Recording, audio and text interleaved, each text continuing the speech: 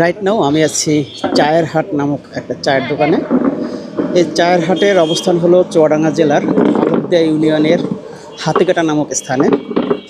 তো চুয়াডাঙ্গা থেকে আজকে আমরা মেহেরপুর যাচ্ছিলাম। আর চুয়াডাঙ্গা সদর থেকে মেহেরপুর যাওয়ার যে রাস্তা আছে সেই রাস্তা থেকে মাত্র 3 থেকে 4 কিলোমিটার দূরত্বের পথ এই হাতিকাটা। যখনই এই দিকে আসি বা চুয়াডাঙ্গাতে আসি তখনই এই চায়ের হাট দোকান থেকে চা খেয়ে থাকি। বিশেষ করে এখানকার কফিটা খুবই মজাদার হয়ে থাকে এবং কফির যে একটা ফ্লেভার, কফির যে একটা স্বাদ, এটা এই কফিটা খেলে সেটা বোঝা যায়।